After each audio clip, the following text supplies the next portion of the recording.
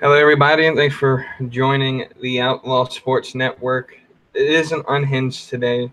We're going to try to keep it as family friendly as possible. No promises on that one, though. Today, got me and Cody. As you can tell, we're in orange. So, we're talking about Clemson football, and we're going to review the season. We did an earlier episode of a preview way back in August, way before the season started. And so we figured, hey, college football's over, the draft declaration period is over, and so now we're going to review the 2017 season. I'll let Cody sort of moderate and sort of host it. I'm just here to introduce, and I'm here to put in my 2 cents. Cody, you can go ahead and handle this one. Well, thanks for turning it over on such quick notice. Well, hello everybody. My name's Cody. Me too, and I'm just kidding. For those of you on the East Coast, stay warm, stay safe. We're doing this podcast as there's a nice giant snowstorm going on outside, so I should be at work right now, but we called out today, so it's all good.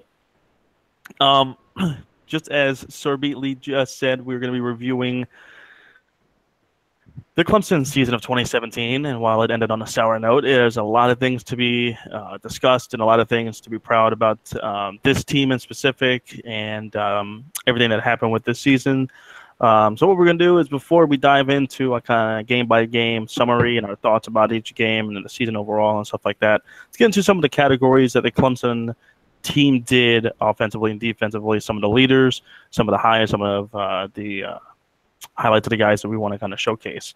So we'll start out with offense. Obviously, the leading guy on offense was a quarterback that I am not fond of and got mixed feelings on. And I had mixed feelings on him coming out of spring ball. I knew he was probably the best guy for the job, but I just still had a lot of question marks. And I kept saying, even 7 games into the season, that our offense was at in progress, or work in progress, which you want your offense to be clicking on all cylinders every game. But if you look at the Clemson offense this year versus last year, even with Watson, our offense was more efficient as far as maybe having efficient drives, putting points onto the board, but it would have some stall-out problems. But you never had to worry about Deshaun. You never had to worry about really him throwing a pick. You didn't have to worry about him making just terrible decisions with the ball, unlike KB. But with that said, like I said, let's get into some of the positives here. So Kelly Bryant did have 2,802 total yards for 13 touchdowns and 8 interceptions. KB completed 262 of 398 passes for a 65.8 completion percentage, an average of 7 yards per pass. Quarterback rating of 131.7.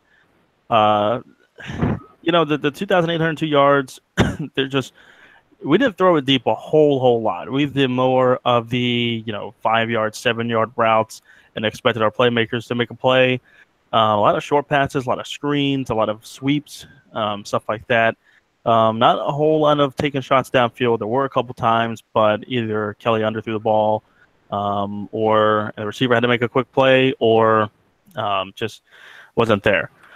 So other quarterbacks, of course, you had Jarrett Cooper that threw for 41 times. Johnson threw for 27 times. Will Spires, a freaking punter, had 2 passes, and he was 50% on that completion percentage. But obviously the main guy was KB, leading the offense, and we'll get into this later into the program, but big question about whether or not what we could have done in the Sugar Bowl that we could have won. Maybe we'll discuss that a little bit later. Into rushing, KB led the way with 192 attempts. That was the most attempts of any running back or any rushing attempts on the team. For 665 yards, had 11 touchdowns, for 3.5 average per rush. KB was more of a running back than a passer, more of an efficient runner than Deshaun for sure. And I compare KB's running style to Cam Newton's into the way of Kelly is just a big dude, really stout, really thick, but he does have some good legs on him, whereas Deshaun was a little more leaner and just a really smart runner. He knew how to pick through the blocking schemes of the offensive line, and he just if it was a passing play and he just needed to cut it down and run, he was a little bit smarter with that. But KB is a better runner of the two if we're comparing to Deshaun and Kelly Bryant. But yeah, that's just how I see about that. And then this is what kind of caught my eye as to how much we use both Tavian Feaster and Travis Etienne. Before I looked up these stats and such like that, who would you have said had the more rushing attempts? I would say Fuller. Okay. It's not Fuller. Fuller did not have the more rushing attempts. He actually was 40 attempts lower than the top two. But in my opinion, if I were guessing who had the most rushing attempts, I would, or besides KB, for running backs, I would have said Feaster. He usually started the games, and he was more used, in my opinion. So I thought it was going to be Feaster, but it's not. It's not even Etienne. It's both of them. They both had 107 attempts. So the fact that they both had the same number of carries really puts into perspective of how well this offense coordinators, these coaches, really wanted to use both of them and give them a fair opportunity, and both just use them as efficient, competitive, but equal running backs. Etienne did have more yards, 766 to 669 for Feaster. And Travis Etienne did have 13 touchdowns, which was a Clemson freshman record that he broke for C.J. Spiller. Feaster did have 7 touchdowns, and for going off of average, Etienne did have a 7.2 average compared for Feaster's 6.3. I haven't really looked at the stats-wise of the national range, but I do believe Clemson did have one of the best rushing attacks in college football, and especially with that three-headed monster of KB, Etienne, and Feaster, and then you also got those power backs like Choice and Fuller. I thought, honestly, we had the best rushing attack of college football. Yeah. On to receiving. Obviously, there's probably the big three that we're going to mention were the big three in the receiving game. Deon Cain, Hunter Renfrow, Ray McLeod were the top three as far as receptions were concerned. Renfrow led the way with 60 receptions. Deon was not too far behind him with 58. And Ray McLeod had 49 receptions. Between your three receivers, your top three receivers, and Ray, Deon, and Hunter Renfrow, 10 touchdowns between the three. Which equals to almost 3 per, but obviously not everybody get to get those 3. Deon did have more touchdowns than anybody as far as receiving. He had 6. Hunter came in second with 3rd. Ray McLeod only had 1 receiving touchdown this year. Dang. 1 receiving touchdown this year. I'm not sure how that happened, but it did. Deon Cain had 734 yards. Renfrow had 602, and Ray had 503. So your big three, the big three that we knew coming to the season, we're going to be dependent on a lot because Artavis Scott left. So you got to have to fill them into that need and see what would the offense look like without Artavis Scott, the leading receiver in Clemson history. One guy I did want to make a note of that popped out into my mind was T. Higgins, freshman receiver. Now with Ray leaving and Deon Cain leaving, now you've got Renfrow, who's staying for senior season, I believe. You're going to have T. Higgins. You're going to have Amari Rogers. And I believe we got a freshman coming in, one of the better receivers coming into this class. T. Higgins had 17 receptions on the year, which if you look at it, not a whole lot. But he had 345 yards and 2 touchdowns with 20.3 average. That's pretty good stats for a true freshman with the kind of receivers you had in there. So I think you really have to watch out for T. Higgins to kind of break out next year with this offense, depending on whoever the quarterback is. And then definitely Amari Rogers is going to have to definitely be involved into this game as well. We can take a look at Amari Rogers' stats here. Amari Rogers did have 19 receptions for 123 yards.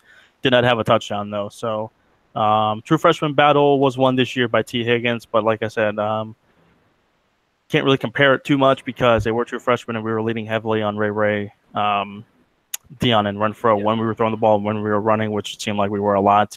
But we'll see next year how it's going to look like with T. Higgins in there and Amari Rogers. What's your opinion overall as the offensive production before we kind of get into the game notes here overall of the Clemson offense? I felt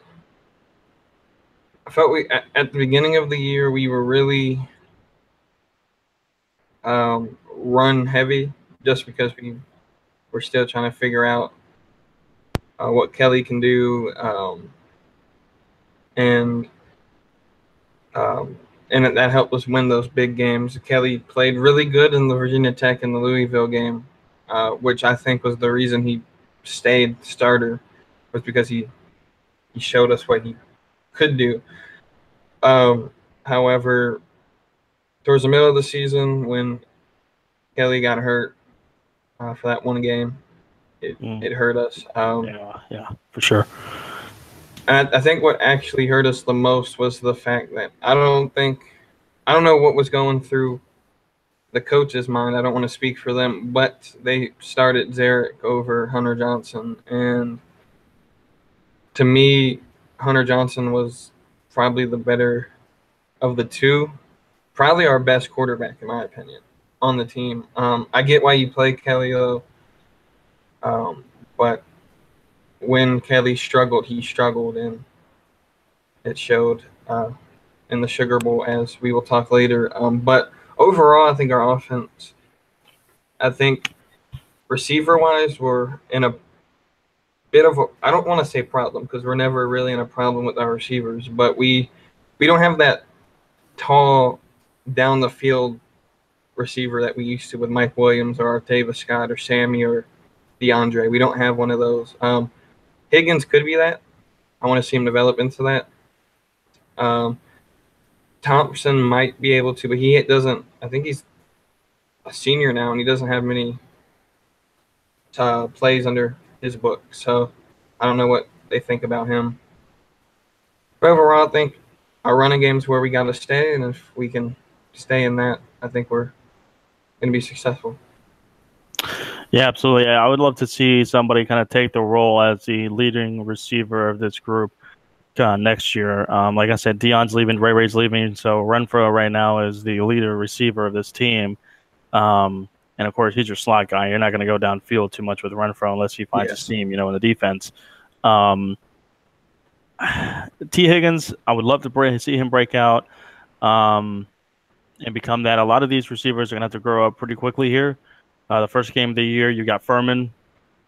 So gives you one chance to kind of just grow up really quickly and just make plays downfield before we have to go on the road to Texas A&M in week 2 in a very, very hostile environment where we get to meet our old friend Jimbo Fisher again. But that'll be interesting. But yeah, I think there's going to be a lot of, I wouldn't say question marks, there's a lot of uncertainty going to spring ball and the first couple games of the season as to who's truly going to take the role as the leading receiver of this team. And you don't have to have a leading receiver as far as, reception wise, but somebody that says, listen, give me the ball. Let me have that ball downfield. Let me put the ball in my hands. Let me make a play. We know Hunter is always going to be reliable on 3rd and 4th downs and just Mr. Reliable. But I would hate to give all that, to him, spread the ball around, get these receivers and these young kids some experience and some reps that way when it comes time for bigger games down the season. If we're in the, hunt for the ACC title, game or college playoff position. We want to make sure that they grow up pretty quickly and we can rely on them down the stretch. So on defense, let's take a look at some of the leaders here. Got some easily one of the best defenses in college football, and next year it's going to be just brutal. It's going to be so dominant, man. I'll be lucky. I would not be surprised if we won a game 14-0 or 10-0 because our offense just can't put points on the board, but our defense is like, don't worry, guys, we got this. So the sack leaders coming off of this year, and I do believe all of these except one guy is not coming back. Or all these but one guy is coming back on this. Sack leaders were Clelin Ferrell, had 9.5 sacks this year. Right behind him was Austin Bryan with 8.5. So guess who's coming back for their senior seasons is 2 of these. So there is, 19, almost 18 sacks right there. And those 2, they're coming back. Dorian O'Daniel and Christian Wilkins both had 5 sacks, which I thought was pretty interesting that one of our DBs had just as much sacks as one of our linemen. Wilkins is coming back though I think O'Daniel's leaving. Yeah, he's a senior. He's out of eligibility. O'Daniel's leaving. Trey Lamar had 4 sacks. He's staying, isn't he? Or is he? Yeah, he's staying, I think. That's what I thought. As far as I'm concerned, or as far as I know, Lamar will be middle linebacker, most likely. Let's see. I think that's what he played. 18 sacks. 19, 21, 2, 3, almost 28 sacks. Between 4 of those 5, and they're coming back. Offenses have fun. Total tackles. Go ahead. I'm sorry. No, you're fine. Especially like in the ACC. I don't want to say we're weak, but offensive lines in the ACC outside, I would say, of Clemson and Miami's, there aren't that strong. So we're gonna have a fun time on defense. NC State was really good this year, but that's because they had so many seniors. Now they're leaving. So NC State's gonna have that 1 to 2 year period where they have to replace their entire team basically. So, and we saw with North Carolina when they had all their seniors 2 years ago and left. Yeah, what they ended up. So, speaking of North Carolina, I hate North Carolina basketball. It's gonna be a fun season with this defense next year. Absolutely it is. Your leading tackler, I usually think, is your linebacker, just because he's always in every play. It seems like, and that was the case for this year. Kendall Joseph led the way with 96 tackles total. Dorian O'Daniel was right behind him with 88, and then Ferrell 66, Wilkins 60. The most inconsistent guy on defense, Tanner Muse, had 57. Tanner Muse. I mean, I give credit to the guy that he played with a club on his hand, and he played through that. That's great. Yeah. On a tackle, but he stopped getting so many holding calls. J.D. Davis had 56, and then Austin Bryan and Lamar both had 50 as far as tackles. So there's that for you. As far as interceptions and turnovers for defense, interceptions, Mullen and Ryan Carter led away with 3 each. I'm really going to miss Ryan Carter. He really a mainstay for us back there. Ball hawk, but at the same time, man, he makes plays. And I feel pretty confident whenever he's on the field. So that's going to be sad to see him go. O'Daniel did have 2 as well, interception-wise. We didn't have that many interceptions, 5 each. I feel like it's really low for a defense, but we weren't a defense that was focused a lot on turnovers. It was more just stopping the opposition. Well, the quarterback didn't have the time to throw the ball because we were always getting sacked. So, 27 sacks between 5 different people. So, I mean, you had to force him to run the ball. So, that's how that went. Fumble recoveries, O'Daniel had 2. Kendall Joseph, Tanner Muse, Trey Lamar, and Van Smith all had 1. And then forced fumbles, Clelin Ferrell, Kendall Joseph, and Austin Bryan both had 2. So as you can see, forced fumbles, 2 of them. Fumble recoveries, 1, 2, 3, 4, 5, 6 fumble recoveries, and then 5 interceptions. Not a lot of turnovers from this defense. but boy, they get after that quarterback. They get after those running backs pretty good, though. So good shutdown defense. Yeah, absolutely. I don't think we need turnovers when they're punting the ball no matter what. So turnovers help as far as maybe the field position wise. It helps, but at the same time, I mean, I don't think Venables really cares. I mean, he's still coaching. Probably, I don't want to say the best defense because I think Bama's defense is up there, and Georgia's defense was really good this year. Yeah. So I don't want to say the best in college football, but we're definitely in the top 3 in terms of this. And I would say our front 4 are definitely the best in college football. It's just deep. We have a deep position in defensive ends and defensive tackles. So right. So there's that. There's the stats that I really have for both offense and defense. Most of that defense has come back next year, so that's going to be really fun to see and watch. A lot of questions on offense, as far as my opinion. Who's going to be starting quarterback? The running game I'm not really concerned with. ETN has got, unbelievable speed. Tavian Feaster can break some tackles too, and he's pretty fast. Those receivers are going to be a little bit of a question mark, and then, like I said, the quarterback play. So if we have to win a game 10-0, win. So it's a win. You listed basically the same concerns I have. My other concern, I'm big on the tight end position, and we have no tight end. Number 80. Greenway was our only tight end, I believe, that really did anything. And I think it took until the Citadel game for our tight end to even have a touchdown reception. But we are getting a tight end in this class that Dabo does kind of compare to Jordan Leggett as far as the length and the speed and the route running. So that's going to be fun. To me, we use our tight ends as blockers, and I think football is changing to where you need a receiving tight end to be competitive. So when we lost Leggett, I was like, dang, he's going to take over because Leggett was on the field like every snap. So just about. I mean, Jordan Leggett is one of those special tight ends that Deshaun had a favorite receiver. I mean, he had Leggett, he had Renfro, he had Deion Kane, he had Ray. I mean, look 2 years ago. I mean, we had undoubtedly the best offense and one of the better defenses. But if you were to tell me 5 years ago that Clemson was going to be known now for their defense, I was like, shut up. Like, we don't have a defense.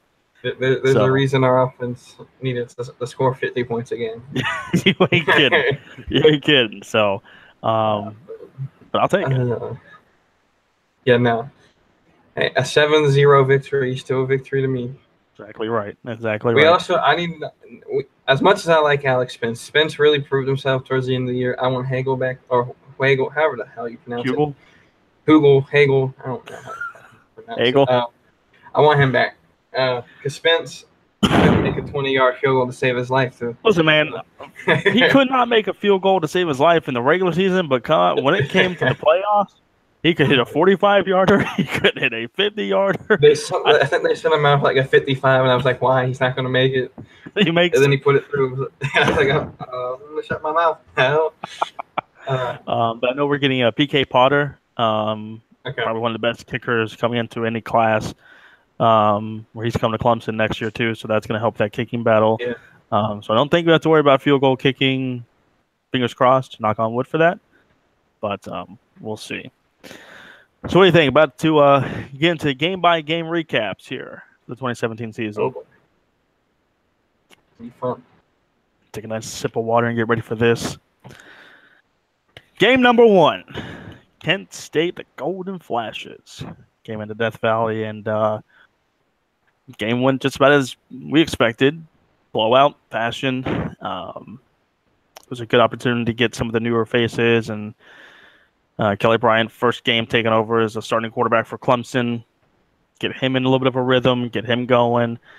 All around, dominant. Pretty much expected that. This was No, this is okay. So when we got into like the playoff conversation, who's going to get in? Everyone attacked teams like Alabama or Clemson for playing what they call "quote unquote" cupcake games, and they would consider this one. To me, I'm fine with you having one or two, just because, especially in the beginning of the year. Because honestly, if we had to go straight in and start with Auburn, I don't think we would have won all but 5 games because we would have had no confidence in Kelly. And so this game really, to me, I think it gets you out of summer ball into game speed, and it helped a lot. And so that's why I'm supportive of these games. Now, Alabama plays 3 of them a year. I don't think that's necessary, but but at least 2 just to start the season and end the season, headed into the playoffs. So Yeah, I'd agree with that for sure. It does get your offense and your defense too, just a little bit of confidence heading to the next game, knowing that. I mean, at the same time, though, you do have to play these games. There were upsets all over the place this year in college football, as far as FBS teams playing, maybe an FCS team or a lower FBS team that they should beat easily. Off the top of my head, Baylor losing to Liberty, and then UNLV losing to Howard. Whoever they lost to Howard. Yeah. So Yeah. I mean, still got to still got to play the game, no matter if it's a 70-7 or I mean, doesn't matter. So just the way Troy, we were supposed to demolish Troy 2 years ago, and they turned around to beat LSU this year. Scared us week 2. Yeah. So yeah, I mean, Troy is a very underrated team, and definitely in that Sun Belt conference. There's really only 2 teams that I think of in the Sun Belt. Well, 3 because I used to go to school for one of them, but Troy and now Appalachian State, they're usually the ones that I think of, but now I have to think of Coastal losing every game in the Sun Belt. But it is what it is. So let's look at take a look at the game recap real quick from Clemson and Kent State. Clemson did win 56-3 in Death Valley, 34 first downs to 5. I think that proves it right there. Clemson was 5 for 10 on third down. Kent State was 4 for 16 on third down. 4 for 16. I don't know what that equals out to. That's 1 out of every 4. Good luck with winning a football game being 1 out of every 3. Total yards, Clemson had 665. Kent State did have 120.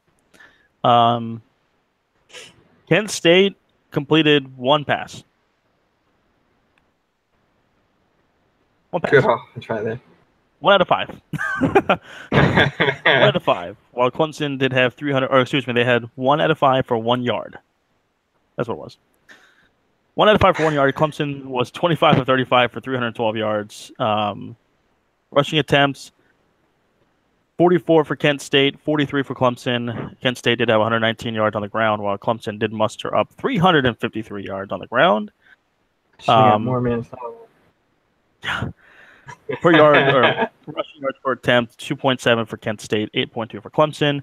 There were 11 penalties for Kent State. It's quite a bit. Clemson only had 4 for 45, so that was pretty good. Clemson did have the lone turnover in the game with 1, which was an interception. Time possession did go into the favor of the Golden Flashers, 33 minutes to roughly 27 for the Tigers. Either way, blowout. So much as we expected. It's one of those games where you're like, oh, we're going to get a shutout, and then somehow they always score with 2 minutes left in the fourth quarter. Yeah, exactly. So those are the games that kind of frustrate you whenever you give up 3 points or 7 points to a team that should probably not have I think 3 our points. last shutout was against Miami like 3 years ago. No. Was it another one after that? Syracuse. That's right. Well, they had 2 in 16, I believe. We went to one of them. We went to the South Carolina State game. It was 58 or 59-0. We went to that one, and then I believe later that year they shut out Syracuse 54-0. Okay. I won't do that, but I think so. Anyways, which the blowout in Kent State and Death Valley led to a showdown of the Tigers in Death Valley the following week between Auburn and Clemson. This was one game that, as I did my my preview predictions for each season, I had Clemson going 10-2, and this was one of our losses. this was a game that I thought was actually going to be an offensive showcase. It ended up being a defensive game for sure. Yeah. So I think every time we play Auburn, it's a defensive showcase. the year before that, 19-13 over in Jordan-Hare. So, 19 points for either team is pretty low. So definitely agree with you on that. This was a game that I definitely was very concerned with. At the time, Clemson was ranked number 3 in the country, and Auburn was 13th. They had come off of a win the week before. I believe it was also kind of an easy game for them. I don't remember. But definitely a lot of uncertainties going into this game. I was nervous for this game. But the Tigers of Clemson did come out on top, 14-6. Which I still, again, that defense, this only 6, like, the first, 3 weeks of the season, we gave up 0 touchdowns, something like that. What's that, City? I'm sorry? The first, 3 weeks of the season, we gave up, 0 touchdowns. Yeah, just that about. Well, the first 2 weeks, because then we played Louisville the next week. That was the first game we gave up a touchdown. 11 sacks by Clemson in this game. 11 sacks. Yeah. I would say in this game, if I remember correct, I was all like, "Oh, watch out for Auburn's quarterback Stidham. He's because he was projected to be this big monster. He was projected, I think, to win the Heisman preseason wise. He just sucked the first half of the season though. Auburn, the first half of the season, lost 1 game or maybe 2 games, and were just weird. They were, but they sure caught up that second half. Yeah, I think after their bye week, man, they just really came afire. Ended up beating Alabama in the Iron Bowl, and then history wrote itself off where they lost to Georgia in the SEC title game, and then shocked the world by losing to UCF rather. And the not my champion. Peach Bowl, I believe, or what it was. Yeah. No. That whole situation.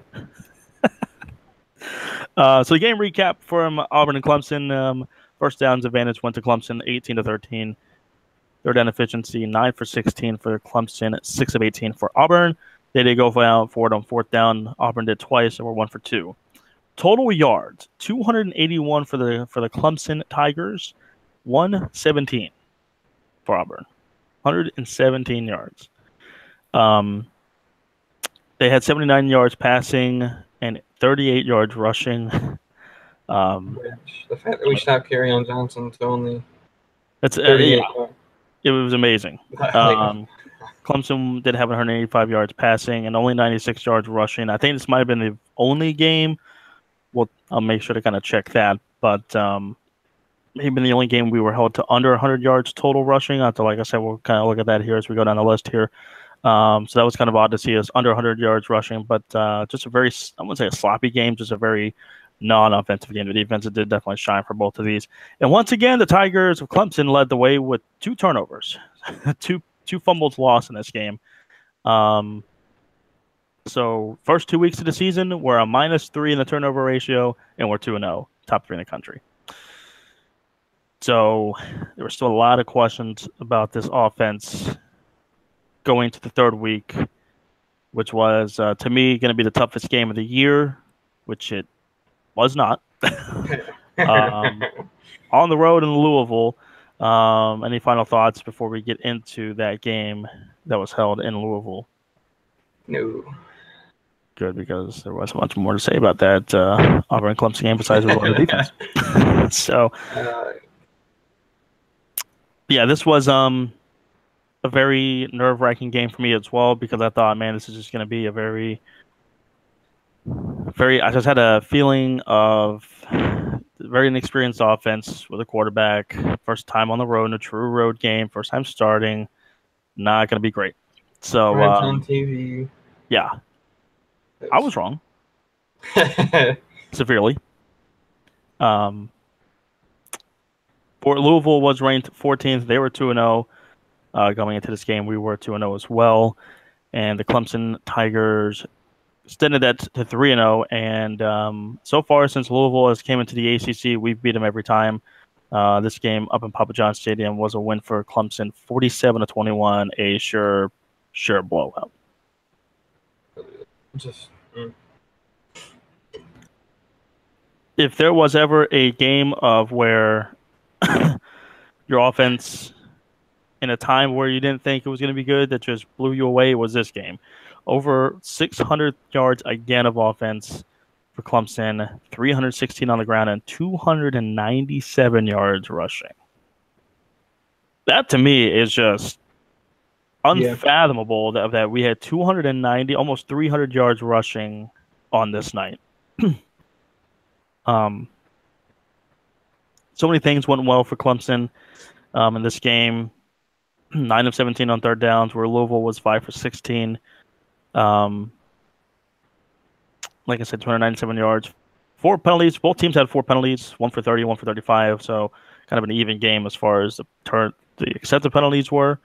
And for the first time in the season, Clemson led in the turnover ratio. We were +1, where Louisville had the only turnover of the game.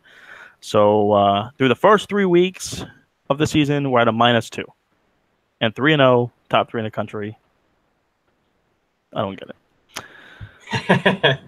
You're not supposed to be that good when you have more turnovers than you're not. Yeah. Just this game, like I said earlier, Kelly really surprised me on this one. It was his first, like you said, road challenge. Primetime game in Louisville, a game I think everyone thought Louisville would win. And this game really made me feel a little bit more confident in what he can do. Virginia Tech as well. He played just the same in Virginia Tech. But I don't know, just he showed what he can do if he stays calm and composed. And I think the running game helped a lot. The fact that we had close to 300 yards running, I think helped him out, calmed him down a little bit. And then we have a defense that, again, only let up, 21 points? So, yeah, and I believe one of their touchdowns came in garbage time, but even then, it was 21 points. So, I mean, that all helped Kelly out. It's good to have a defense like Clemson had. And then I think there's another main point that showed me is how overrated Lamar Jackson is. I don't want to say he's over. I don't want to blame it all on him, but if you take away his running game, I want to compare him to another Louisville quarterback in the NFL, and that's Teddy Bridgewater. You take away the running game. There's not. He can throw the ball. He's really good at throwing. He just is inconsistent. So. Yeah, I would agree with that. And I've been seeing a lot of so I like a lot of Redskin pages on Facebook because I'm a Redskins fan. And throughout the offseason, people are saying, do we take a quarterback in the draft? Do we take a Chad Rosen? Do we trade for Chad Rosen? Do we get a Baker Mayfield? What about Lamar Jackson? I'm like, listen, you put Lamar Jackson against a real defense, and I'm like, I hate to be biased, but Clemson's defense is the best to an NFL pro-style defense of how fast they can fly and just all-around tackling. I said, you put him against a good defense, he's not good. Yeah. You know? So I feel like he would have a very tough time adjusting to an NFL. I think him and Jalen Hurts are both good runners. If they played running back, Jalen Hurts is built like a running back. Sure is.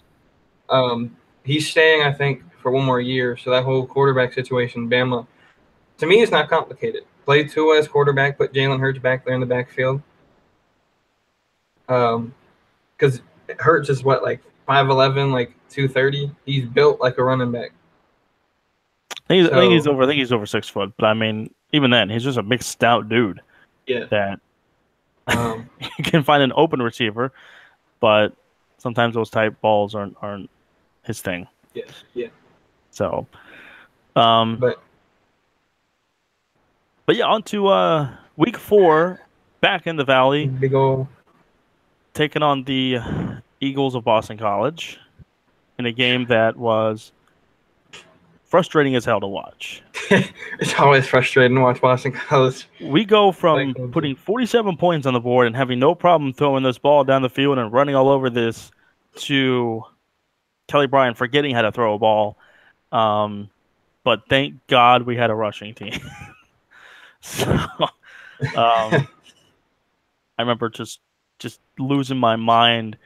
This game was 7-7 going into the fourth quarter, and I'm thinking, man, of all teams to lose to, it's this Boston College team at home. Yeah.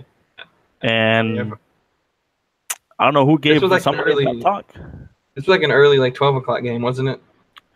Oh no, I think it was a or was it a 3 o'clock? 3 or 3:30 game because I remember watching the rest of this when I got home from work. I got off at 5, so that's what I was gonna say. I remember. Yeah, I remember getting off work and got home, and I think we just started the fourth quarter. So yeah, it was a very frustrating game. Clemson, I don't know who gave him a good pep talk going into the fourth quarter, but it worked because we scored 27 unanswered points and won this game 34-7. I know the reason why we won because I damn sure wasn't passing, but we had 342 yards on the ground. That should win you a game pretty easily. Had 140 yards of passing. BC actually had one more yard of passing than us, 141, so we got outpassed. Kelly Bryant forgot how to throw the ball this game. But thank God that we had some running backs who were ready to take over and help us into this game, and defense was good as always. We were 50% on third down, 8 of 16, whereas Boston College was 4 of 16, but 1 for 1 on fourth down, whereas we were 1 for 2. 2-turnover game from the Tigers, but we did kind of play even Steven, and BC did have 2 turnovers as well. So you look at this from 4 weeks into the season, we're 4-0, top 3 in the college football standings. I think we're number 2 after this week. Still a -2 in turnover ratio, but 4-0. So once again, it's one of those things where you don't quite understand how exactly that works, but it does. And I'll take winning as it comes. And if we win, kept winning, that's all you can do. Yeah. So just to retract for a second, I know before we went on air, I asked you when the schedules were going to be released. The answer is about 30 seconds ago. I just got an alert saying ACC schedules released, so I'm looking them up.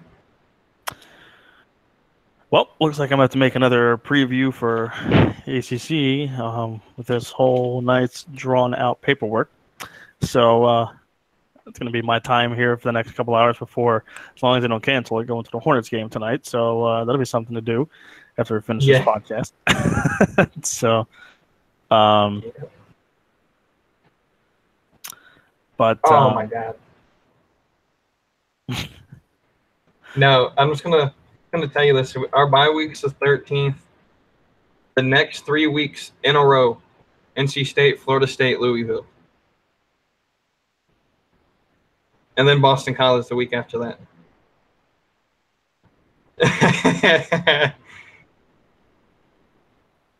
Oh my God.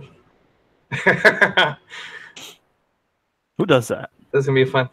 This is gonna be a fun season. This is like the first time we play Louisville in November. Oh, that's so frustrating. So they basically switched up Florida State and Louisville. Because usually the Florida State game's at the beginning of the season. And Florida State's at the end. Florida State's the week before Louisville. So they decided, you know what, we're not going to switch flop. We're just going to put them right back to back because you deserve that. So our top half of the season, our 6 games before the bye week: Furman, A&M, Georgia Southern, Georgia Tech, Syracuse, and Wake Forest. So either 6-0 or 5-1. Yeah, and then we get NC State, Florida State, Louisville, Boston College, Duke, South Carolina. Oh my God. We're going like 8 for your Cody. So just Back go to ahead our and originally scheduled program. we go ahead and accept the fact that we're I'm about to tweet the schedulers must hate us. yeah.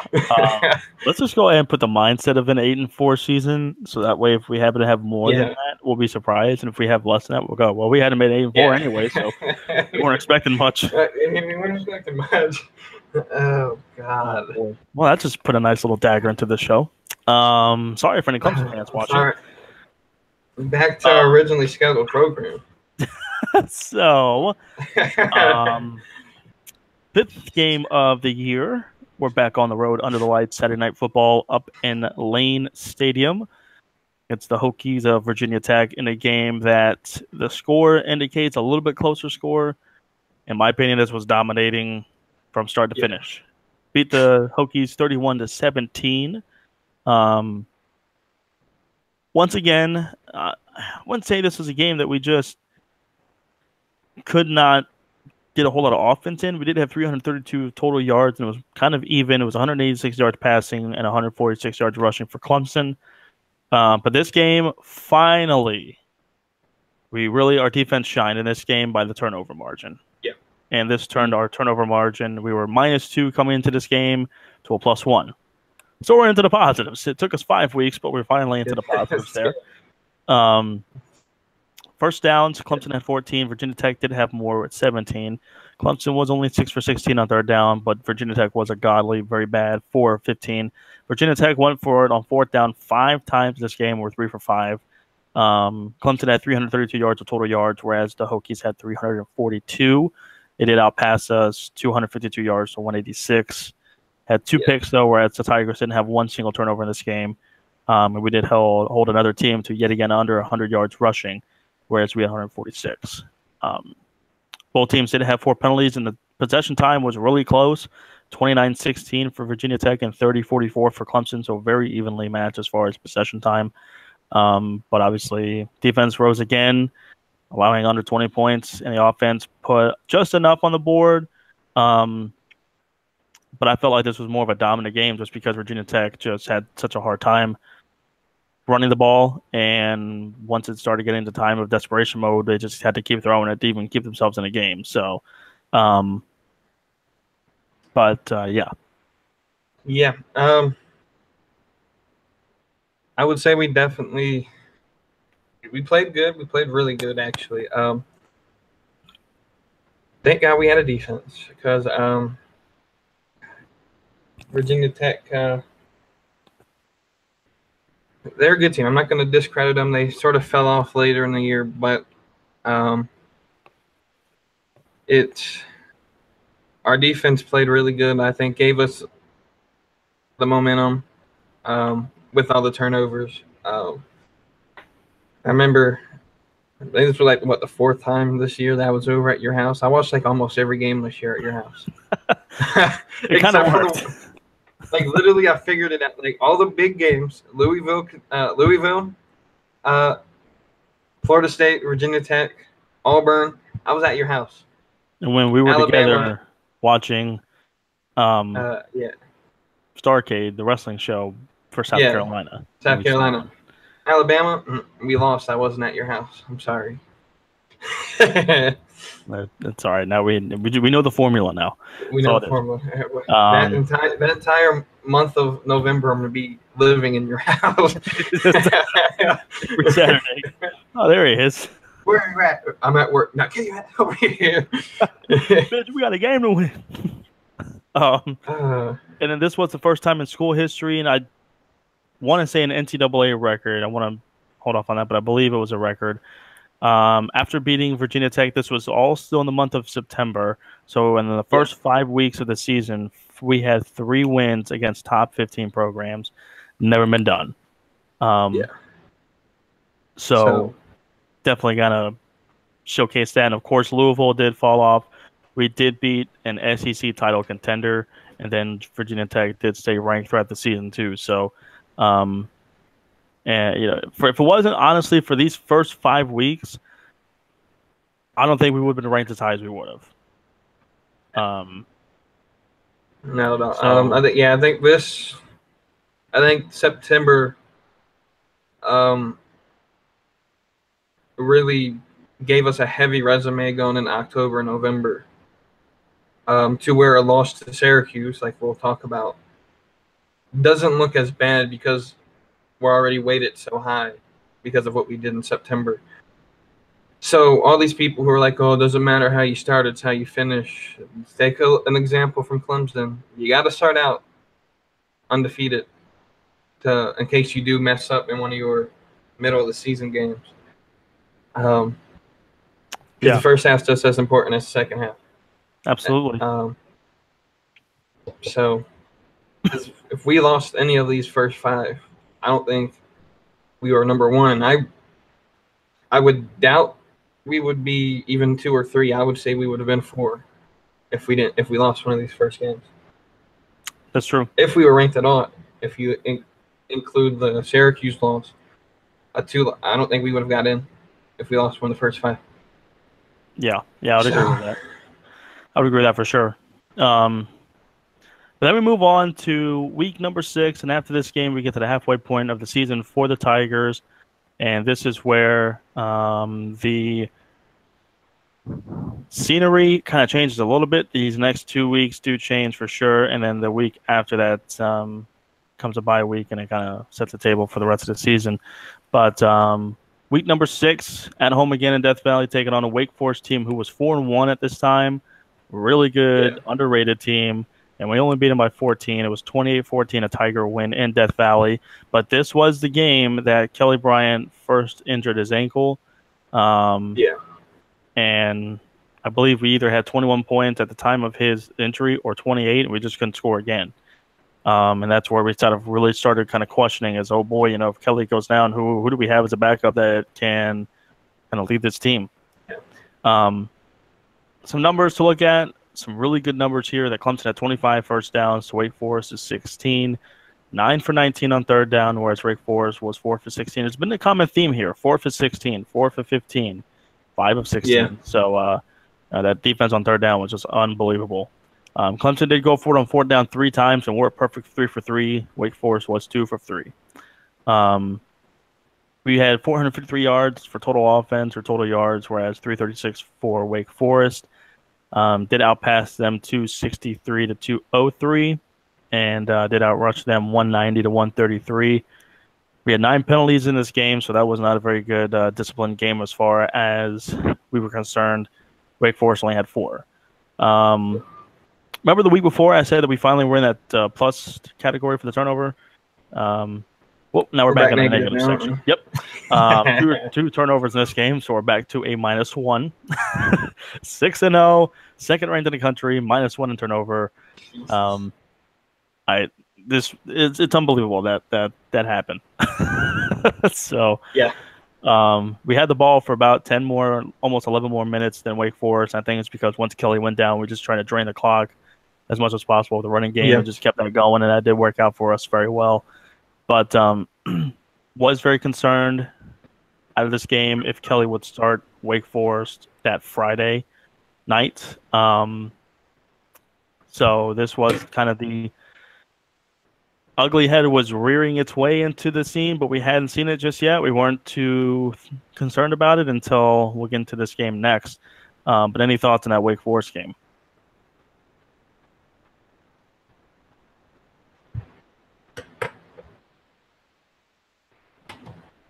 All right, don't talk about Wake Forest. I completely blanked out. Any thoughts? Completely blanked out. I'm sorry. I mean, all right, well, I guess it means you don't. That's okay. Sorry, no. You just said Friday games. So I was looking to see if any of the games next year are Friday games, and I don't think we have a Friday game next year. Thursday or Friday game? Let me look real quick one more time. But I'll talk about Wake Forest real quick. Not much to talk about. Like Cody said, it was a scare. And I think that was the moment, because I think in the preview show, I was like, start Kelly and then play Zarek, number 2. I was high on Zarek Cooper just because I was reading everything saying that Dowball was high on him. I think this is the game that really proved to us that Zarek wasn't as good as we hoped. And then answer your question, all our games are Saturdays. That's fantastic. That's very good. That's very good. Not to worry about those little crappy Friday the 13th Halloween games or whatever. Yeah. And I mean, like I said, you got to give a little bit of credit to Wake Forest too. I mean, they were 7-5 at the end of the regular season. Did win the Belk Bowl in a shootout with Texas A&M, so they were 8-5 in the season. They did beat Syracuse in Syracuse. They did beat Louisville in Louisville, and then they also did beat Boston College. Or excuse me, they were home against Louisville. They beat Boston College and Cuse up in their stadium. So Wake Forest was an underrated team, still middle of the pack, towards the bottom, but a winning record is a winning record. So I mean, absolutely good for them. Especially when they go like 3-9, 4-8, the last like 6 years, and then to have a winning record this year. Yep, and then go to a bowl game against a kind of big mainstay in the SEC team. Beat an SEC team, can't go wrong with that. It's always a good thing to look at your program for sure. Absolutely. And then we get to the following Friday. The dreaded Friday, as I call it. The dreaded Friday. Syracuse against Clemson up in the Carrier Dome. I still hold a grudge against Syracuse to this day. Not really. I mean, this game had part to do with it, but there's other reasons too. Let's not bring those on the air.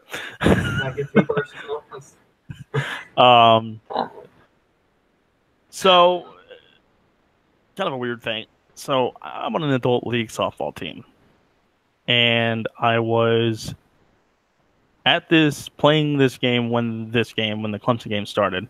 I got home to watch the second half, and so I did not get to see initially live what happened to Kelly Bryant, and then I saw that Jared Cooper was playing. I'm like, it must be his ankle.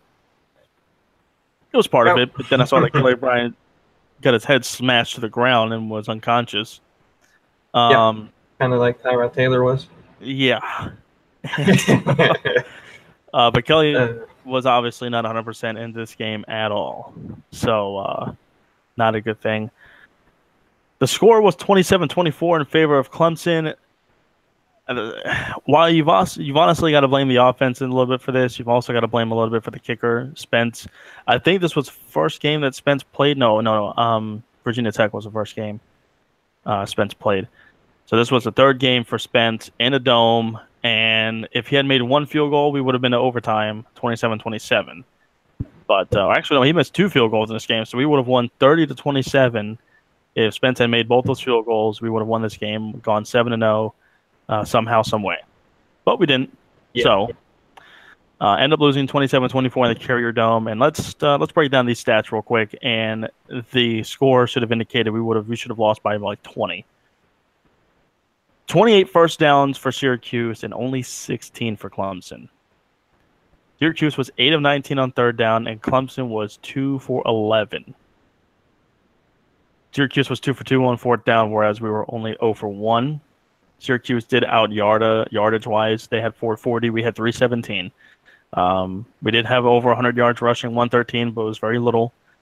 Both teams were heavily penalized. Clemson had 11. Syracuse did have 12. Somehow, some way, we didn't have a single turnover in this game, but Syracuse did. So we're at even for the season after week 7. And then Syracuse out possession us by almost 10 minutes. So should have lost this game by a lot more than 3. But, gotta give credit to Syracuse for playing a good, tough game. Derek Cooper was not the choice of backup role, but I mean, at the same time, we as fans, don't see practices, films besides game film. So we don't get to see exactly what the coaches see.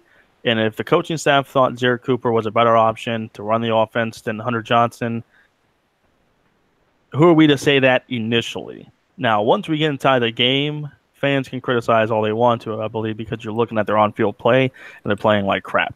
And that's what Jared Cooper was playing like was crap.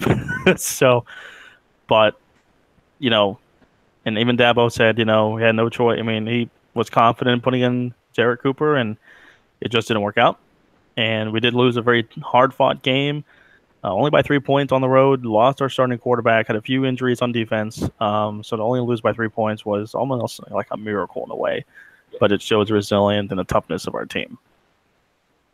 Yeah. I think if I remember right, I was still at work when it first began. I think this was a night game, right? Friday night. Yeah. Yep. Yeah.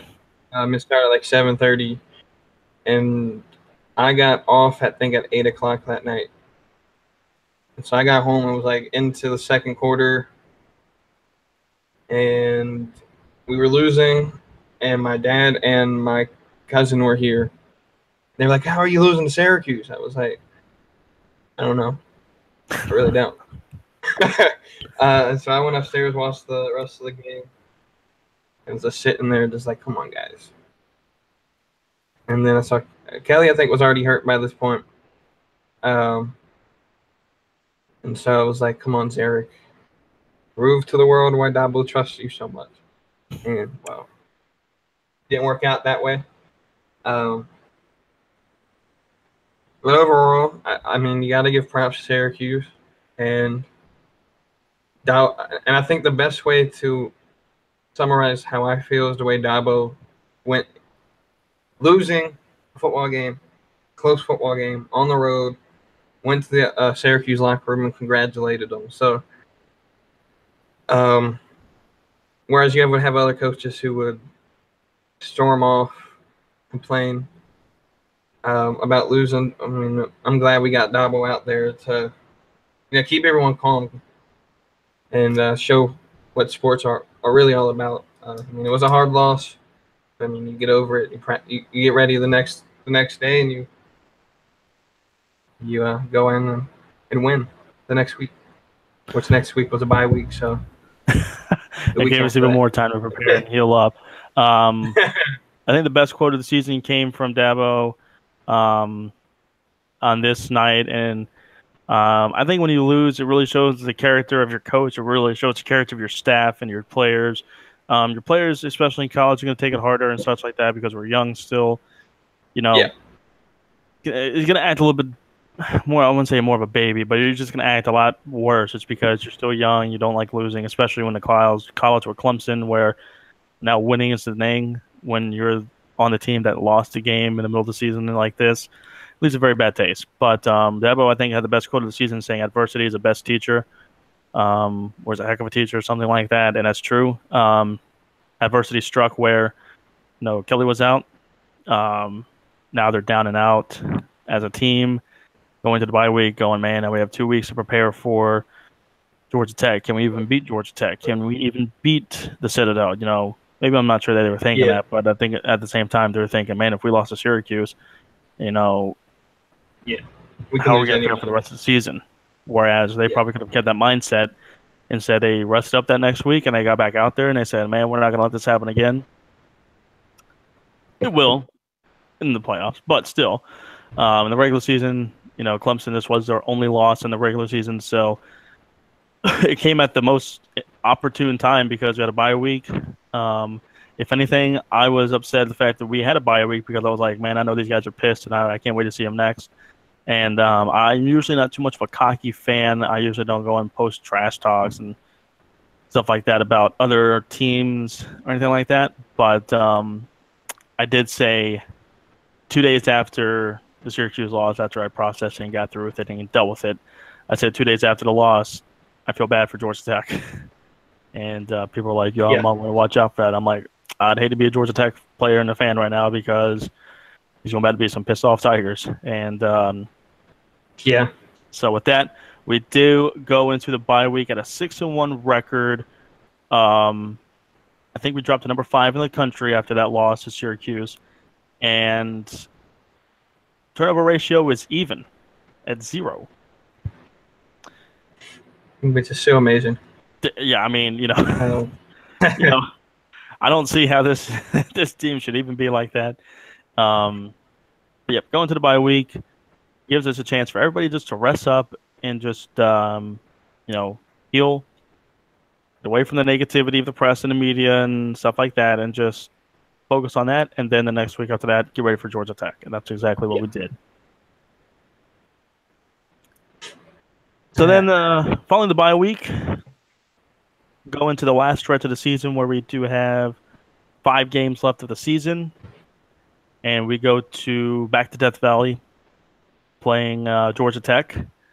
And only won this game by 14 points, but at the same time, it's like I said with the Virginia Tech game, it was more dominating than that. Kelly came to play, had 2 touchdowns, 207 yards, and just bounced back in the best way possible. Defense played great. Offense played pretty good. Had a balanced attack with rushing and attacking, and we were out there ready to play. That was good to see that. And I knew that these guys would bounce back, but and the way they did was pretty impressive. Yeah. And to me, it takes a trained defense to play Georgia Tech. Not that they're hard to play against. It's just that triple option is so deceptive in the way they play.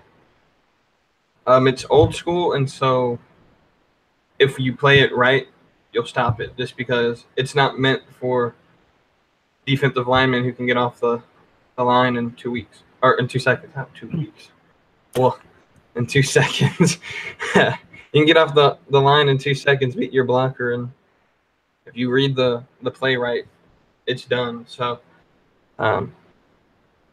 I've said for like the last 3 years, Georgia Tech won't win the ACC again until they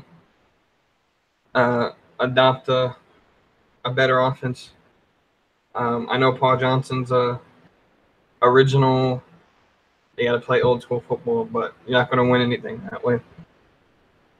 Yeah, I mean, in this day and age with the spread offenses and such of these college football and these really speedy players on defense and offense, it's just going to be so tough for an option team like that to keep up with everybody. And I would agree with you on that on the ACC thing. I no longer, the first 4 years of the Dabo Swinney era, I was very nervous to play Georgia Tech because we'd always lose to them, or it was always a very close game and we'd be scared to win. And then ever since Brent Venables came in on defense, man, I don't really worry about playing Georgia Tech much. I'm just worried about how many tackles for loss or very, very short gain yardage we give up.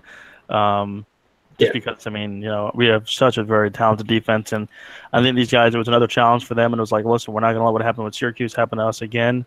And we got a triple option team that sees that we've lost, we're down, but let's pick up our feet here and play.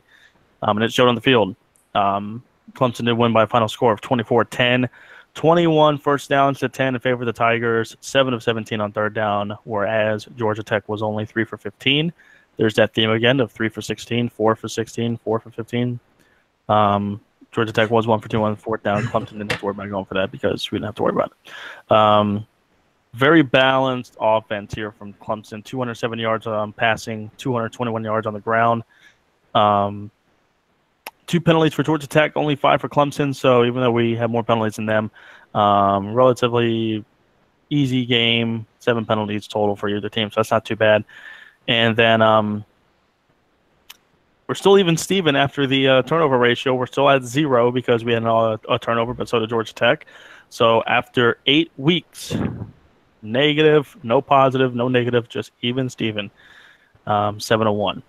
So, and then we did outpossess Georgia Tech 31 minutes to 28, which was pretty impressive because usually Georgia Tech with that option game does run out the clock. But when you don't get a lot of first downs and don't score, it's very hard to possess that ball. So I was very pleased to see that. Very pleased to see that bounce back from that loss to Syracuse. And showed up ready to play. Showed up ready to compete, and that's what we did. And the Tigers did come away with a win, moved to 7-1 on the season. Once again, that was a game in Death Valley, so that was pretty awesome.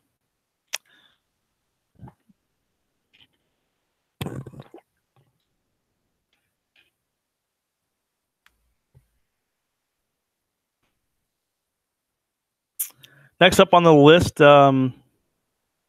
we've got an interesting game.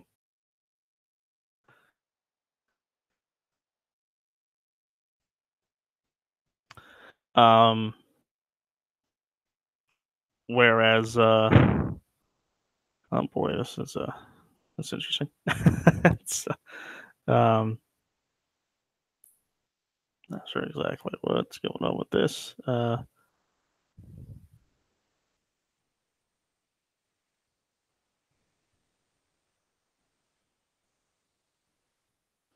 That's weird how that phone did that.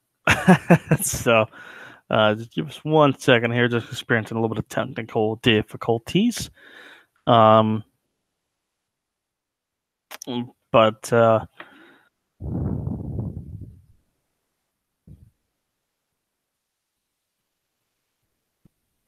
let's see what the problem is here. Experiencing some technical difficulties. So, give us 1 second while we try to fix this.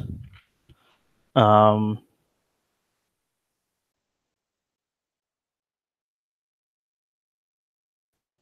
love the beauty of live. I guess you can say internet television. I'm not really sure, but let's see here.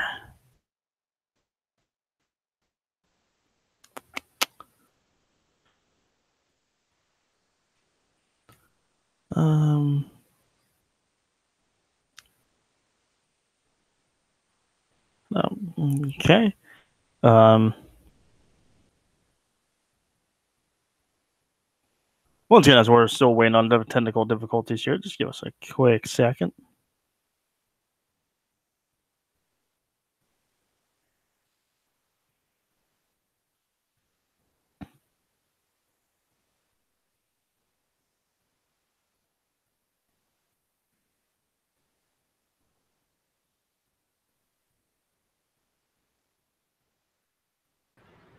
There we go. We're good. Back in business. Technical difficulties there, ladies and gentlemen. Sorry about that.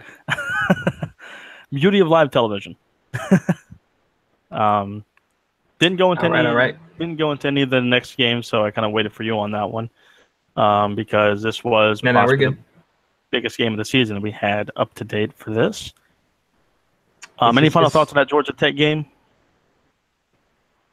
Nah, I pretty much said it before the internet cut out.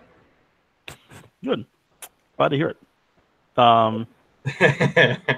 Next game on the radar, week number 9. Go into Carter Finley Stadium in Raleigh, home of the North Carolina State Wolfpack. Yeah, I mean, if you're an NWO Wolfpack fan, here's your call. Wasn't really too nervous about any of these other games, except for North Carolina State. And boy, did they put a scare into us. But this was one of those games where we had a chance to either fold under pressure or rise up to the occasion and show everybody, listen, we're not going to lose this. We're not going to lose to this team. We're not going to lose another game in the regular season.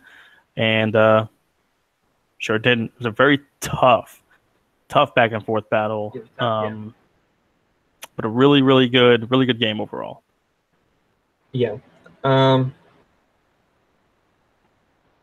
always hate playing in Raleigh. I hate playing the Wolfpack in general, but playing in Raleigh, it's a really fun atmosphere up there. The fans up there are they're into the game. I would say they're disrespectful.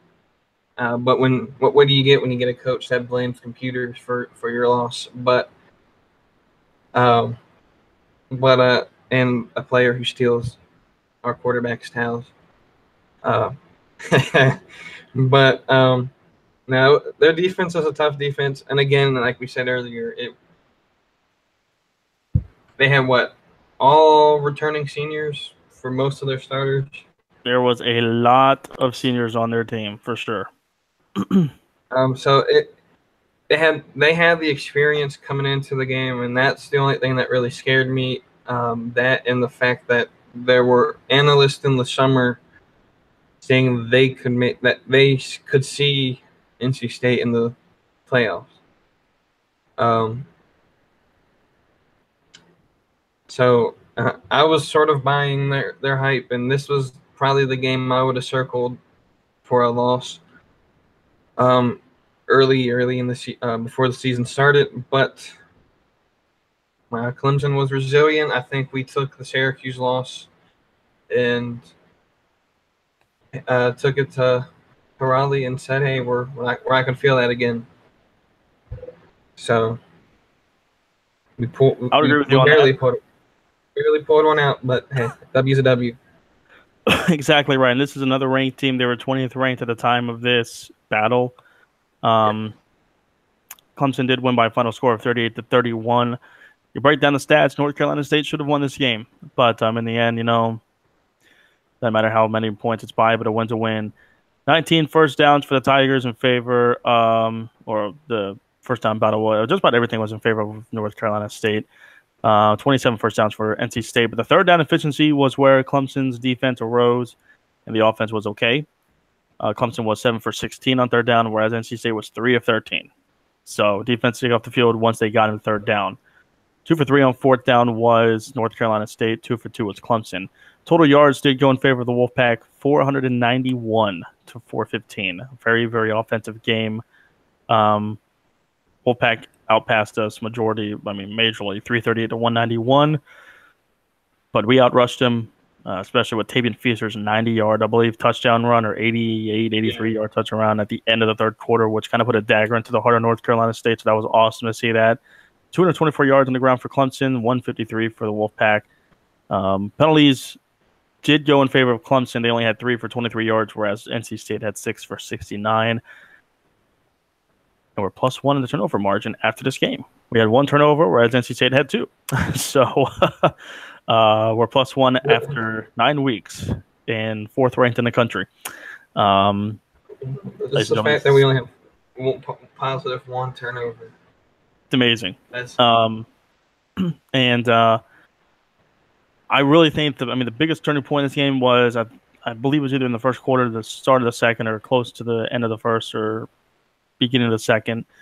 We were down 7-0 or 10-0 or 14-0, something like that. And Ray McLeod had that huge, great, beautiful, wonderful punt return for a touchdown.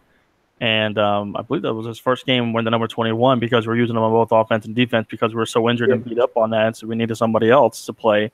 And he returned a punt return for a touchdown. That got the offensive going. That got our momentum going back. And even if NC State kept scoring every now and then, our offense was like, hey, man, listen, we got a shot in the arm here. Let's go. Let's prove these people wrong. Let's go out there and win this game. And that's what they did. And so another ranked team we beat on the road in Raleigh after week 9. We are 8-1 with a +1 turnover margin. So we're doing pretty take decent. that for what it is worth, ladies and gentlemen. Which puts us to the next week. Home at Death Valley with a chance to clinch the ACC Atlantic against the Seminoles of Florida State, our old rival from Tallahassee.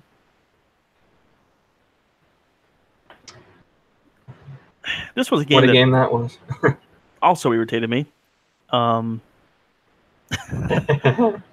was 31-14 in favor of Clemson, but this was the one game that, it didn't feel that close. That didn't feel that far apart of score-wise. If I believe we were up 14-0, 17-0 at one point, and just kept giving Florida State chances, and they got some turnovers on us. They kept scoring, and I'm like, oh my God, this is not happening. And I remember that I believe either they were up or they were down by a couple. We threw an interception, or Kelly threw an interception, and I was like, F this game. I went upstairs, and the very next play, we intercepted it right back, and I'm like, all right, I can watch the game again. And such a crazy game, and one that it was one we should have put away in the third quarter, and just which leads me to think, if Francois was healthy, would we have won this game? I don't know. I can't say yes or no to that, but I can't really answer that because I think our defense still would have been playing pretty decent, but I don't know. That's a tough one. That's a tough one. Yeah, so Clemson did win. Final score 31-14.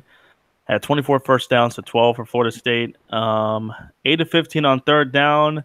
3 of 13 for Florida State. I mean, just consistency every single week from this defense. 3 of 13, 4 of 16, 5 of 16, 4 of 13.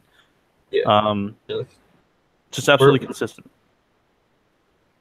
We're gonna need that next year. I think we'll get it. I'm not sure if we'll need that. I think we'll get it. Maybe just amazing how well this defense was. This defense, man. You can't explain, and then to get them all to say, "Hey, we're coming back," except for O'Daniel, which he had to leave. He had no choice. Yeah, Van Smith and O'Daniel were leaving, and Ryan Carter's leaving. So I mean, we got secondary problem. I mean, I don't think it's a problem. I mean, Venables will coach him up, but I don't think we're going to need a secondary with the front seven we have. So just play with 7 guys on defense. We'll be fine. Yeah. 378 yards in favor of Clemson to 229 for Florida State. Clemson only had 150 yards passing, but had 227 yards rushing, whereas Florida State only had 21 yards rushing. Pretty crazy. Won the possession battle 36 minutes to 23. Penalty battle was a Florida State win, 4 penalties for 55 yards, whereas Clemson had 77 penalties for 80 yards. 70 penalties, Jesus Christ, that'd be terrible. 7 penalties for 80 yards. Turnover margin, it was tied at 2, even Steven, so we're still +1 after 10 weeks. Number 4 team in the country. This is I don't know what the record is of a top 2 team or the number 1 ranked team entering into a playoff type season with the least amount of turnovers, because I feel like we would win that because there should be no reason why we're in a Yeah. Any last thoughts on that Florida State game? I think it also showed to me, hey, our offense needs some work. Because, again, we should have put that game away in the third and been able to play some backups. And then I think leaving, your ACC Atlantic Coast, I don't even know what division, to be honest. I get divisions mixed up all the time. Yeah, I don't blame you. We're division champions. We locked it up, so we know we're going. Playing Charlotte, and we were just waiting to see who we were playing between Miami and I think it was Virginia Tech at the point, still in it. Yeah. So, we got 3 games left after this, or 2 games? I don't even. 2 games after Florida State. Yep. 2 games after. So to have the last 2 weeks to say, hey, we're going to the conference championship, no matter what. Let's go out there and play the best we can. I think again it took a lot of pressure off of Kelly. He didn't play like he had no pressure on it, but Kelly Bryant, we can't expect much out of him. This man, I swear. This man. So we move on from Florida State, play another game at home. That was a home game in Death Valley, and then we stay at home for the final game of the season at Death Valley against a team that beat South Carolina 2015. Citadel. That's what it was. Oh, that military school? No one cares. FCS school, I believe, is what they're called. Anyways, this was a chance for just the offense to have some fun, for the team to have some fun.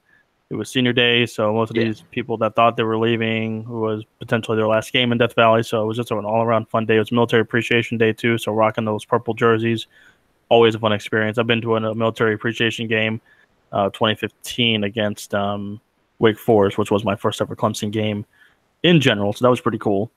That was my second ever Clemson game. The first one was Wofford, the beginning of 2015, and I saw Mike Williams break his neck. But either way, so it's a cool day and all around cool experience and a cool day to be at Death Valley. for this game, a very special day. Simple win, 61-3. Once again, give up 3 points to a team that doesn't deserve 3 points. But it is. Hey, at least we didn't lose like the school in Columbia. Columbia. The Columbia School of Arts, I think is what they're called. The Columbia School of Arts and Institutes or something like that. Yeah. Yeah, definitely. Columbia International, maybe. I don't know. So, ain't much to say about this game. We had 662 yards of offense. And that was with passing. We were passing most of this game. It was only 183 yards on rushing and 479 yards passing. So I guess this was Kelly Bryant's day to say, or whoever was playing quarterback, Hunter Johnson, Zarek Cooper, or Kelly Bryant, to say, listen, we've ran the ball a lot. We're going to have over 100 yards again, but let me throw this ball. Let me get comfortable throwing this ball. Let's air it out some against a very weak team. So, yeah, pretty much. Didn't have a single turnover in this game. Citadel had 2, so now we're at a +3 for the season. With 1 week left. And good job. +3 after week 11. Number 2 team in the country. So, I can take it as it is. Whatever works. Another 4 for 17 on third down for the Citadel, whereas Clemson 7 of 12. Like I said, not a whole lot to talk about this game just because, it's a win. Expected to win. It was just a matter of how many points we were going to put up. And so 61 was the answer, and I'll take that. Still get those fans with, oh, you should have put up 70. How about shut your mouth and just accept the fact that we put up 60? At least we didn't lose. Yeah, exactly. So, any quick thoughts on the Citadel, or good? Thanks for taking our money and leaving. Pretty much. And it's interesting to point out, though, that Hunter Renfrow on the season had I just had this in my hand, 3 touchdowns. His first touchdown of the season came against the Citadel. The 11th game of the season, it took Hunter Renfrow 11 games to get a touchdown. Which I don't know if it's the role he's playing, because he is a slot receiver. He's not going to score that much, or the fact that Kelly. I counted at least 3 or 4 times Kelly overthrew Hunter this year. So that, or they were just double covering him. I know that's what Alabama did this year. Yeah. So interesting either way. It's interesting how that worked. But hey, at least he's on the board. At least he didn't end with a 0. Exactly right. Had 1 going into rivalry week, where we face off against in-state rival the Gamecocks of South Carolina, and all their hillbilly fans. Fight me. I don't care. Fight me. You gotta find me first. Give me any little argument you have, and I will shut you down. Going to Columbia. I hated that this game was on a Saturday night. Either way, it didn't matter because I wasn't going to be able to watch it anyways. This was the game we went to Greensboro for a special WWE live event called Starrcade. So we didn't watch this game live, except for maybe a couple minutes of the game when they had an intermission. We watched a little bit. But kept getting scoring updates. I believe we're probably the only fans in the stands that were watching or paying attention to this game, because every time we scored a touchdown, we gave a high five. Completely quiet.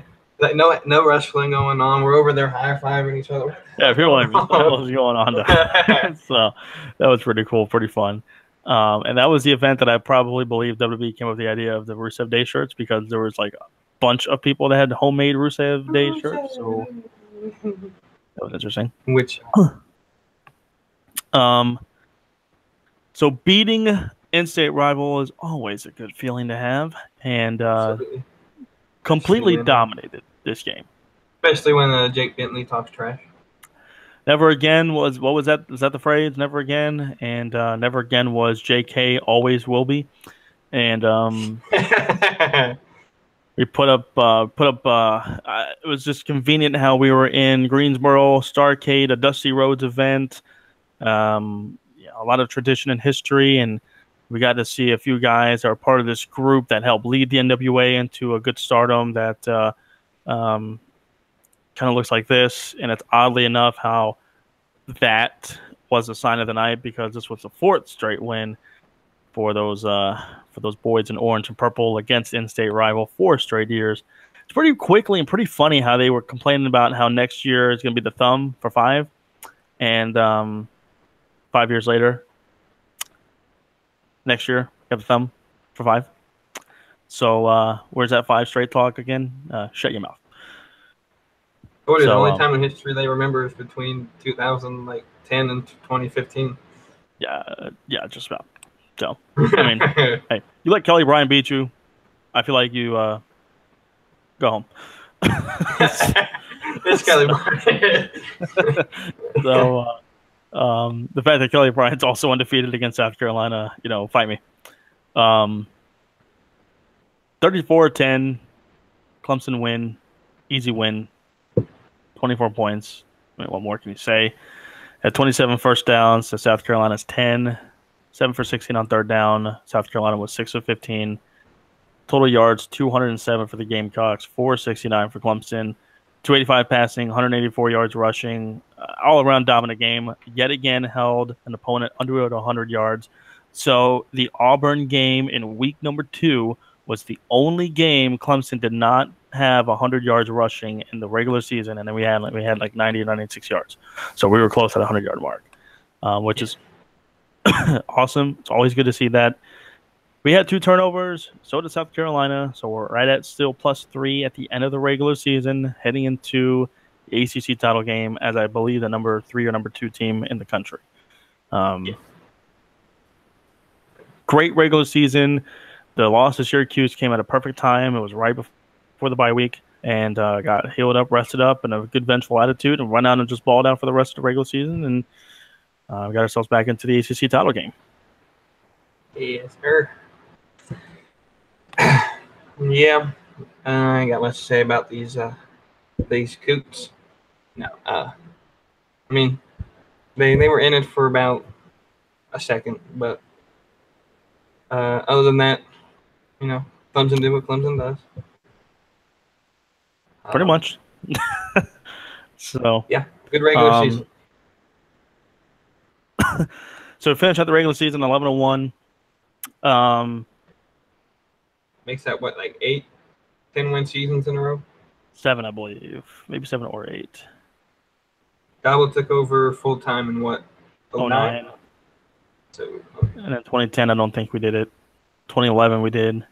Yeah, I think it started in 11. 7 straight years. 7. Okay.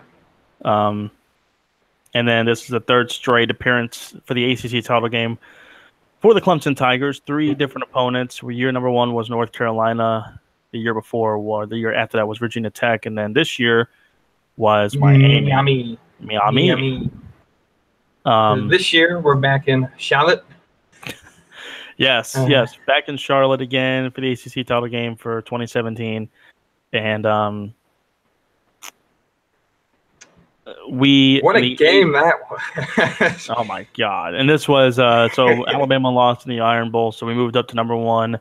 Going into the ACC title game, at Miami was ranked number 7, just coming off a loss to Pittsburgh the week before, which made them 11-1. So we were both 11-1 going into this game, or 10-1 because Miami did have that game that was canceled early in the year because of Hurricane Irma, I believe it was. Irma, yeah. So going into this game, I was a little nervous. I thought Miami's offense was really good. I knew our defense was going to be good. I was just like, all right, which offense is showing up tonight? My scare. The thing that scared me the most going in the list was Miami's defense. But you don't bring props against Clemson because we end up destroying your props basically. Depends on who it is, but yes. Yeah. So they brought over this, this turnover chain, and they had all their fans there with custom-made chains that made him look like a buffoon. And they got the first one in like the first quarter, so they brought it out, and they're like, yeah, and then we, And then after that, it kind of went away. Yeah. And then we took over the turnover chain. we told them put it back in the box. Sure, go ahead and ship it back to Miami. By the time it gets there, you'll be back there. So yeah, 38-3, dominating win for the Tigers. 18 first downs to 10 in favor of Clemson. 9 of 18 on third down, so 50%. Miami was 3 of 16. Once again, there's that consistency. 331 yards, total yards for Clemson, 214 for Miami. This was the second game. We'll go ahead and mark that down here. So this would be the 13th game on the season. This was the second game in which Clemson did not have 100 yards rushing. Miami's defense was pretty good at stopping our run game. Kelly had to throw the ball and did so pretty well. So that was pretty good to see. Had 77 yards rushing, 2 penalties for 13 yards. Miami had 4 for 30 yards. Time possession was almost 10 minutes in favor of Clemson. 1 turnover to 3, so that was a +2, which moves our total now from +3 to +5. It's decent. Um, I would say that, again, Kelly impressed me. It's what? Louisville, Virginia Tech, Florida State, and Miami were his 4 best games that he played in, our 4 big games, and he played pretty good. But we got the Kelly Bryant who played at Boston College the week Alabama.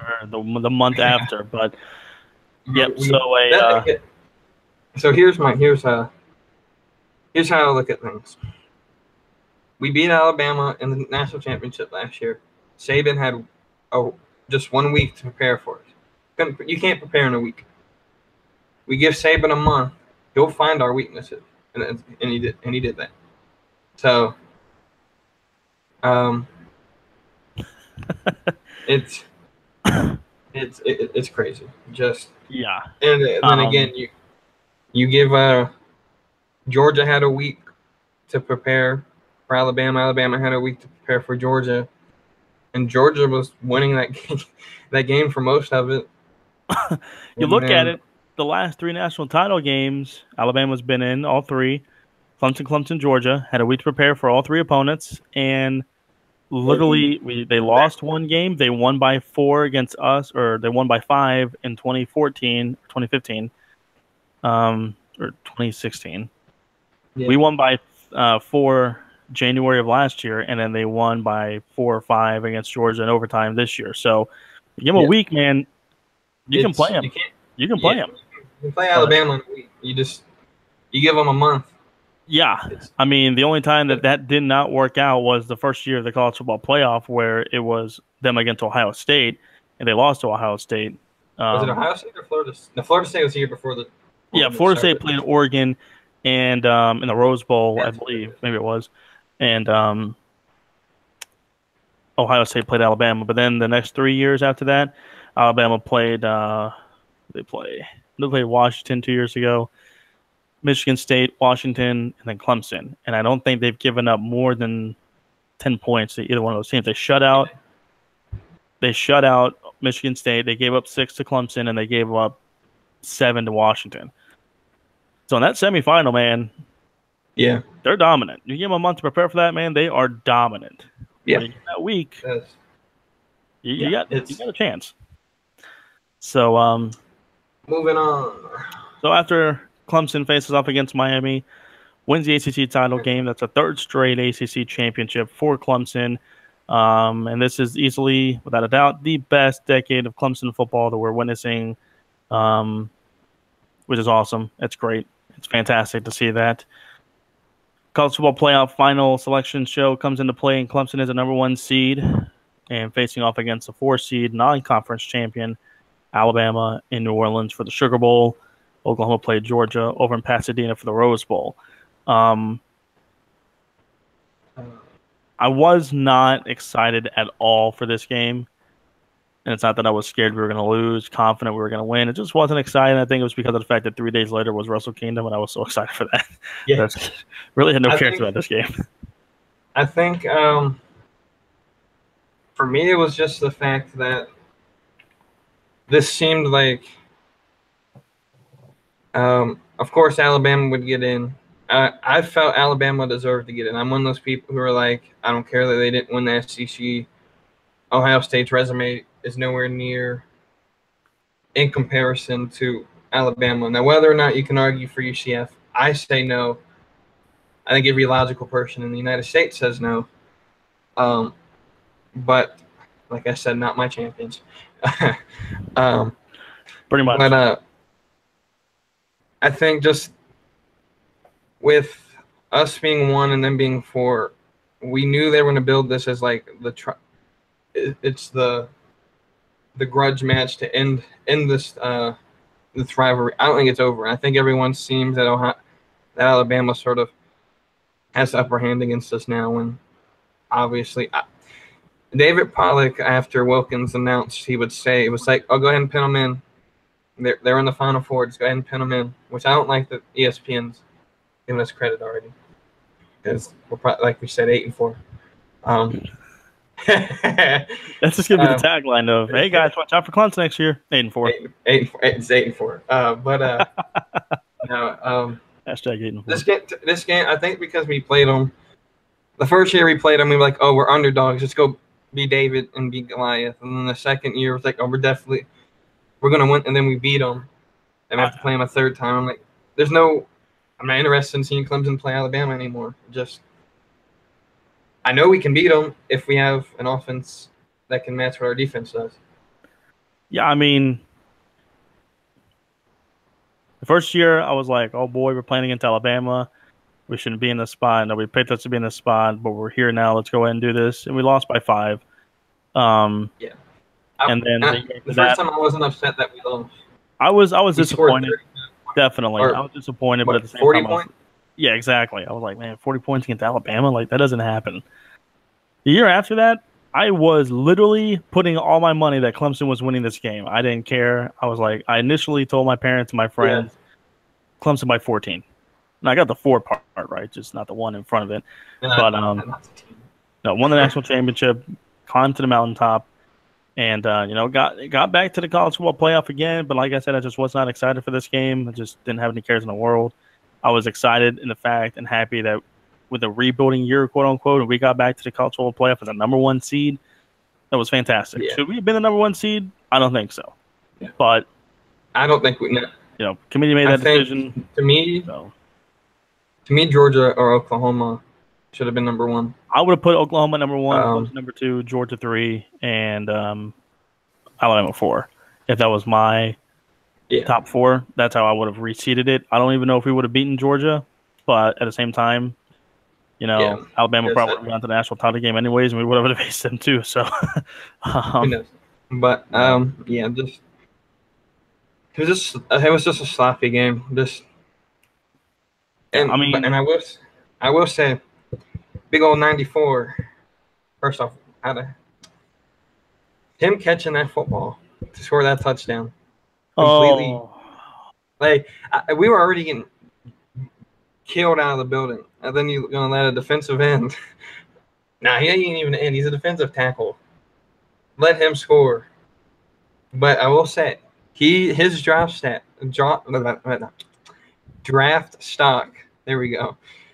Rose from where most mock draft places only have their second round all the way through. He wasn't on any of them. He's now a first round pick to most people. Yeah, he's the end of the first round going. Right now they have him going to the Patriots, which really makes me nope, don't pick him. Which makes sense. Belichick and Saban are best friends. But it's like I say, and I know that you've already kind of said this before, but from a winning aspect, I compare Alabama to the Patriots of college football. Yeah. Just from a winning aspect, I mean Saban and Belichick both have the same kind of coaching mentality, so it's almost like that. But it's different colors. It's one of those things where, like, we got better defensive tackles next year. Wait till we get a defensive tackle. Get Dexter Lawrence. Hint. Just blow next season so we can get a top 5 pick because they're all going to be Clemson players. There you go. Yeah, this was just not a very good game at all for us. We were not prepared offensively at all. We were 8 of 19 on third down. Alabama was 8 of 17. Total yards, Alabama only had 261, and we had 188. So, I mean, both defenses came to play. You take away that pick six from Alabama, and it's 17-6. Yeah. And we were in it until we were in it till the pick six, and then another pick six. And then another interception that led to 94 catching it. So really, you just take away the 3 interceptions, and we're still in the game.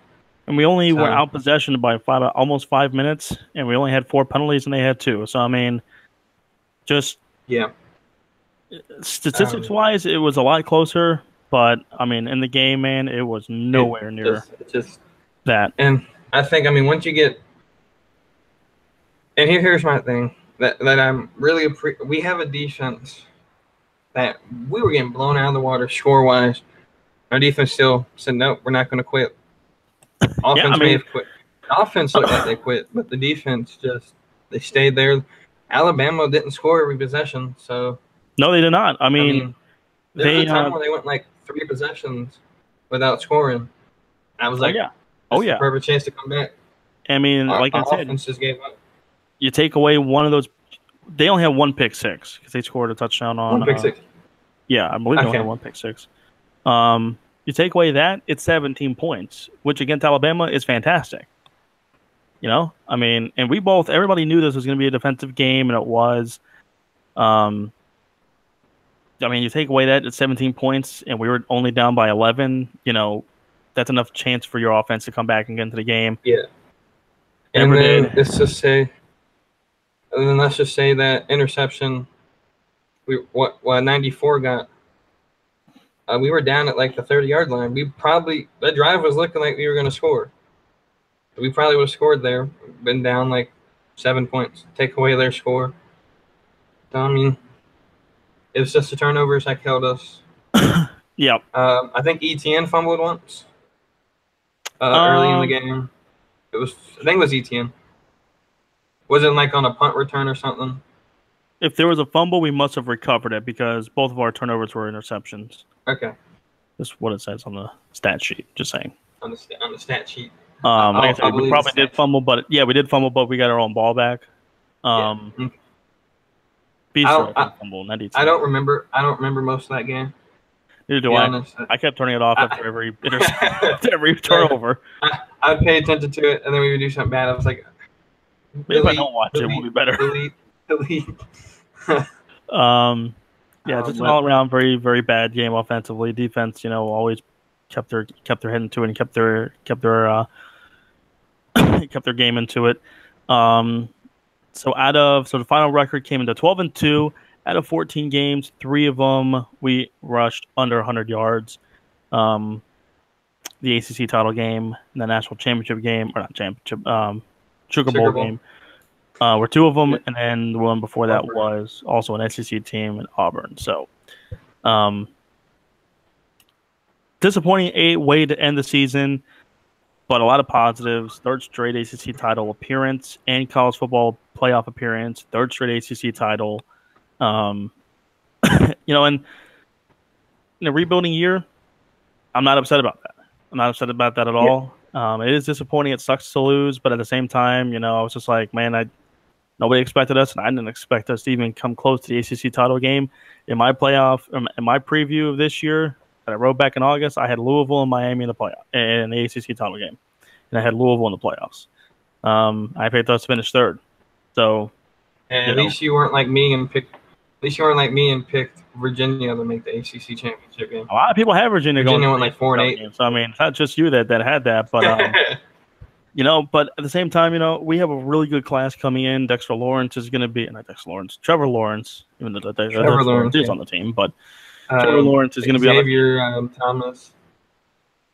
Yeah, I mean, we got a really good defensive guys coming in. We got a couple good offensive guys. And the team we already have now, defense-wise, is stacked. Offense needs a little bit of work. A lot of work.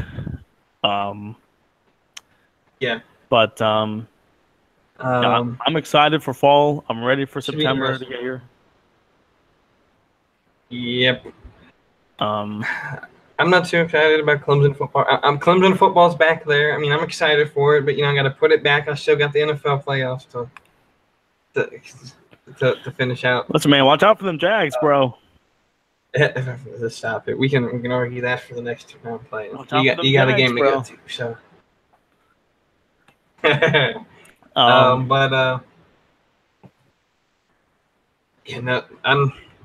I'm hoping maybe to go to the spring game this year. It's free, so It won't be 95 degrees where the first 2 games at home are going to be that way. Kill me for that. But we'll have to go to a home game this year, though, because we missed out on last year, and, well, we see what happens. But yeah. We missed out on the Kelly Bryant experience, which is okay because we got to see Deshaun Watson play a couple times. So maybe we get that new 5-star quarterback out there with Trevor Lawrence. We'll see him play. Maybe another national title appearance. Maybe another ACC title game appearance. Let's hope they don't try to redshirt him. I swear we redshirt Trevor Lawrence. No, we can do that. We have Hunter Johnson. I mean, yeah, and Kelly might. I'm running off Kelly Bryant. Kelly Bryant's not starting quarterback. He's barely on the team, in my opinion. Get rid of, have him transfer, not Zara. Zara can transfer too, but. So I mean, if I'm in a debate with Clemson fans, or if I'm doing any kind of interview, or if I'm doing anything, and we start talking about Kelly Bryant, I'm like, "Who's that? He ain't on the team." Bring Solution back. I think he can play better than Kelly Bryant. Oh, him and Cole Stout, man. Oh God. boy. Yeah, that. So what a guy! What a guy! But been fun. I will probably be back in June, August. Who to do our us. June or August to do the preview show. Yeah, man. We'll obviously have a lot more content on the Outlaws Sports Network. Yeah. But as far as Clemson football, this will be the last one until August or so, where we do a full preview. We can do a Clemson football preview specifically, and then do an NCAA one. Or if you fans think, you know what, you guys are too much into Clemson, let's have a full NCAA review. Yeah. I think we'll do the full NCAA one. I think we might. At least I want to for a basketball. This is a completely different subject on basketball. When it comes to March Madness, do a big group prediction poll. And Cody can be a part of that. Make all our picks. Cody don't know none of my basketball, but I can give you my bracket. Sure. I mean, there's about 12 billion people in the. It's not even 12 billion people on the planet. 12 million people in America that do their brackets that don't know anything about basketball. But maybe we can do our picks here live on the OSN network. That word live. He said live. Hope you all realize that. He said live. Live. Yeah, I mean, that'd be cool. That'd be cool to be something to look forward to here in a couple months, maybe a month and a half. And whenever they have the selection show, that week, the week right after that, we can do that, or a couple days after that, so that way we can hit them all before they get those first 4 games in and all that good stuff. So that'd be cool. But yep, as far as Clemson football, I'm excited for fall. I can't wait for it to get here. Really excited about this season upcoming. Schedule's not looking very favorable, but it is. We'll take what we got.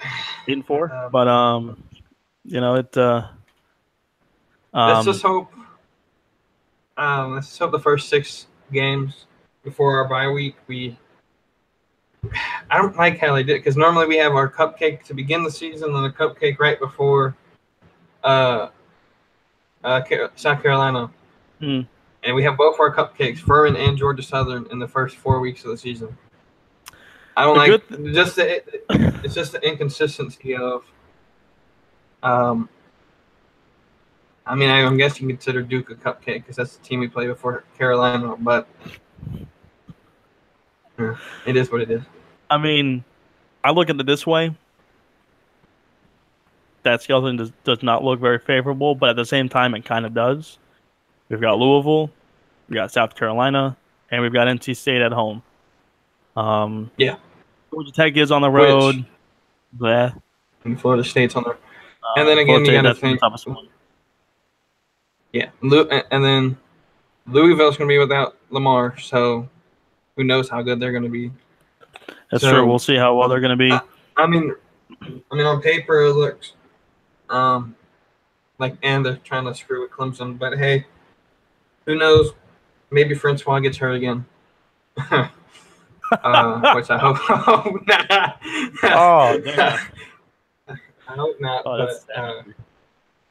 Let's just hope they lose a game before an ACC game before they get to us. So if we lose one, we can lose that one and still be ahead in the conference.